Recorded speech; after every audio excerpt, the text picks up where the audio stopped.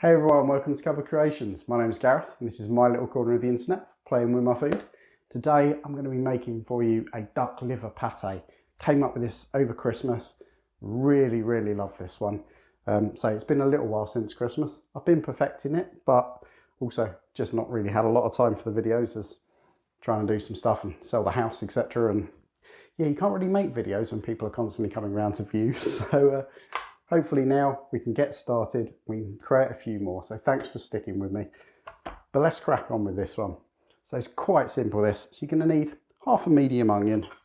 You just want to chop that down a bit. Don't need to go mental with it. Again, this is a pate, so we're going to blend everything. And yeah, that way you don't need to worry about getting things perfect. Brilliant. So that's my onion done. Now garlic. 3 cloves of garlic. Really love a little bit of extra garlic in this one. Just loads and loads of flavour to it. Gives a little bit of warmth as well, which is nice. So get your 3 cloves of garlic. Again, roughly chop them up. Okay, so that's my onion and garlic done. Now we're just going to take that over to a frying pan and just sweat it down a bit. So in a pan, we're just going to put about 25 grams of butter. Let that melt down and then add your onions in. So all we're going to do is keep that on a really low heat for about 8 minutes, just so they nicely soften down. You might even get a slight caramelization to them. That's all good. It's all just really cool extra flavor. So we keep that on a low heat, and now we can go prep our livers. Okay, so now those livers. Now I've got duck livers here, just available in my local supermarket. They're about £1 for 300 grams, and that's what you're going to need for this. So this is a really kind of inexpensive meal to make, and it's really delicious. But prepping them, what you want to do is just pop out any sinew. Okay, so there we go. You can see in there, there's these little bits of white sinew, and you just want to get your knife, pop it underneath, just kind of tease it out. And then I tend to just use my fingers. Just pull that away. You'll get little bits of liver come off with it as well, but you don't need to worry about that. So there we go, another little bit there. And if I hold it down, I can just pull it.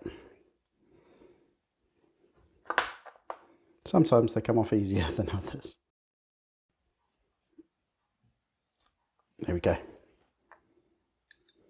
Pop that out and then just pat dry that piece of liver. Easy. So there you go. That's the last bit of sinew out there. Pop those on a plate, and then with any luck, your onions are almost done. So we can head over, start putting everything together. Okay, so those onions are nicely softened now. Let's pop the garlic in, still on a really low heat. We just keep that going for another sort of 3 minutes. Just soften the garlic down a little bit. Brilliant. So that's all nicely softened. So what we're going to do now, turn that up a little bit, and then we're going to pop those livers in. So what we're going to do here is we're going to cook these fairly quickly, because I like to treat them like almost like steak, you know. You don't want to go, if you go long and slow, it can end up tough. So get them in there. Don't know why I'm being so delicate about it, just chuck them in. We're going to blend all of this down later anyway.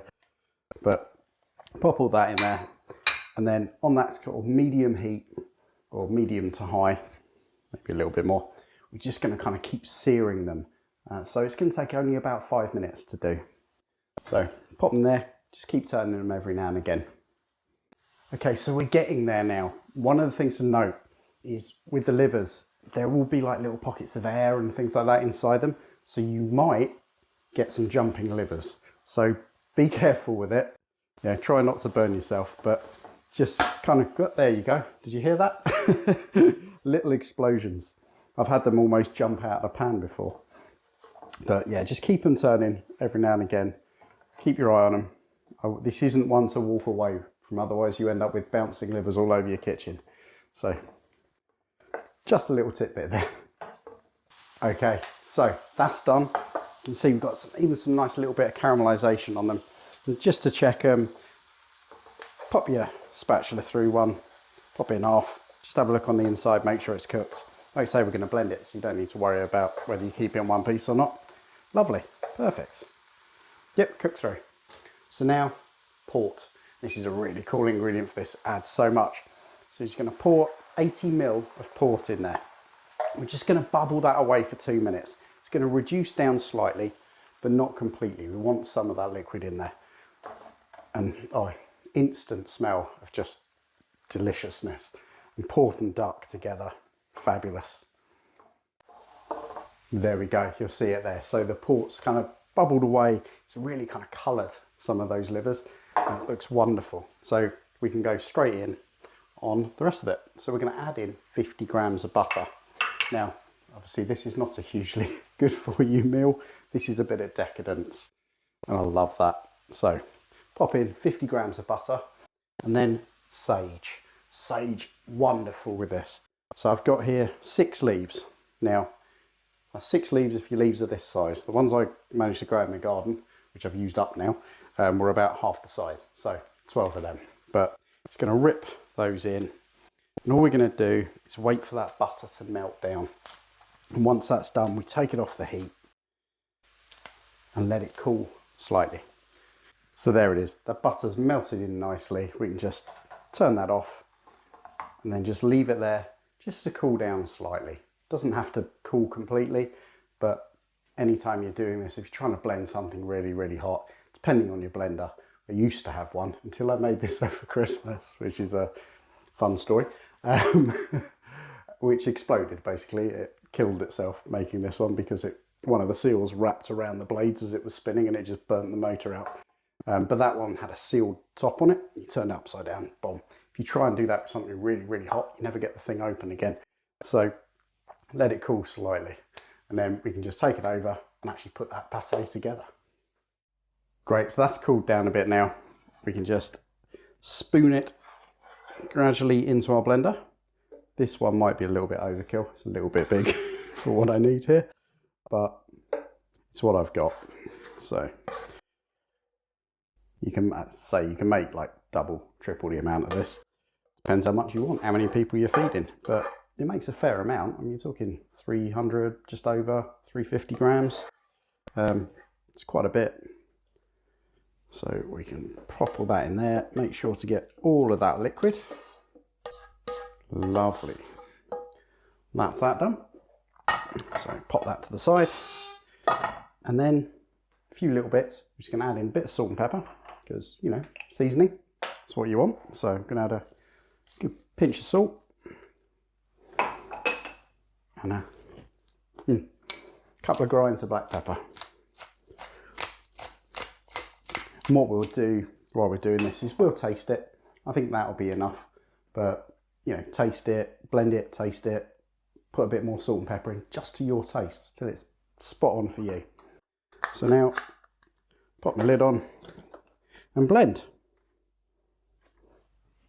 Turn it on and blend.